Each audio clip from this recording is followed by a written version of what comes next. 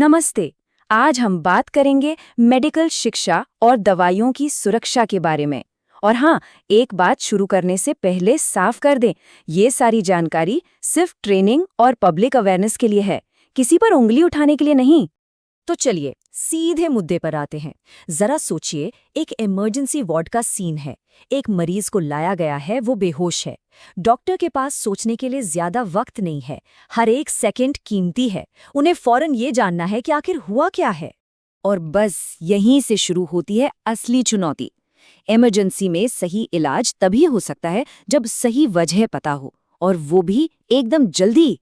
एक छोटा सा सही इशारा सही वक्त पर मिलना, ये किसी की जान बचाने और बिगड़ती हालत के बीच का फर्क हो सकता है। डॉक्टर के दिमाग में ना एक साथ कई सवाल घूमने लगते हैं। क्या ये किसी दवा का रिएक्शन है या किसी और चीज का असर? जो आम तरीका है वो क्या है? यूरिन या ब्लड सैंपल लो और लैब भेज दो।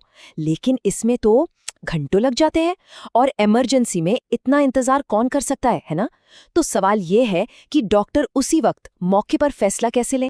तो मतलब इक्वेशन एकदम सीधी है। सही फैसला लेने के लिए चाहिए सही वक्त पर सही इशारा। और दिक्कत यह है कि कई जगहों पर शुरुआती जांच के जो तरीके हैं वो बहुत लिमिटेड होते हैं। इससे क्या होता है, फैसले लेने में और भी ज्यादा देर हो जाती है। और देखिए, इस देरी का सीधा सीधा मतलब है इलाज में देरी। अब आते हैं एक और बहुत बड़ी समस्या पर, जो हमारे पूरे हेल्थ केयर सिस्टम के लिए एक बड़ा खतरा है, और वो है नकली या घटिया दवाइयाँ। अब यहाँ देखिए, ये बहुत चौंकाने वाली बात है। नकली दवा का पैकेट ना बिल्कुल हूबहू असली जैसा दिखता है। मतलब सिर्फ आंखों से देखकर आप बता ही नहीं सकते कि कौन सा असली और कौन सा नकली। खास तौर पर तब जब अंदर के केमिकल में हल्का सा बदलाव कर दिया गया हो और जांच के लिए अच्छी लैब भी ना हो। इन सब जमीनी हकीकतों का सीधा असर कहाँ पड़ता है? हमारी मेडिकल की पढ़ाई पर। मेडिकल स्टूडेंट्स को सिर्फ किताबी ज्ञान नहीं चाहिए, उन्हें असल दुनिया की मुश्किलों के लिए तैयार करना होता है।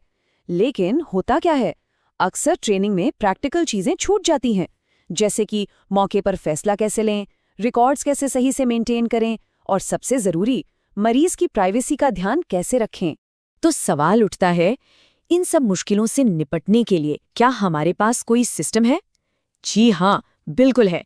भारत में एक बहुत मजबूत कानूनी ढांचा है। चलिए एक बहुत ही जरूरी कानून को समझते हैं जो दवाइयों की क्वालिटी को कंट्रोल करता है। ये है ड्रग्स एंड कॉस्मेटिक्स एक्ट 1940। इसका मकसद ना एकदम साफ है, ये पक्का करना कि हम सब तक जो भी दवा पहुंचे वो सेफ हो, स्टैंडर्ड क्वालिटी की हो और सारे नियमों के हिसाब से हो। और अगर कोई नकली, मिलावटी या खराब क्वालिटी की दवा बनाता या बेचता है तो इसी कानून के तहत उस पर सख्त एक्शन लिया जाता है। हाँ, एक बात यहाँ पर साफ कर देना बहुत जरूरी है। ये जो भी जानकारी है ये सिर्फ जनरल अवेयरनेस के लिए है। इससे कोई लीगल एडवाइस यानी कानूनी सलाह बिल्कुल ना समझें। अच्छा, तो हमने प्रॉब्लम की बात कर ली, कानून को भी समझ लिया।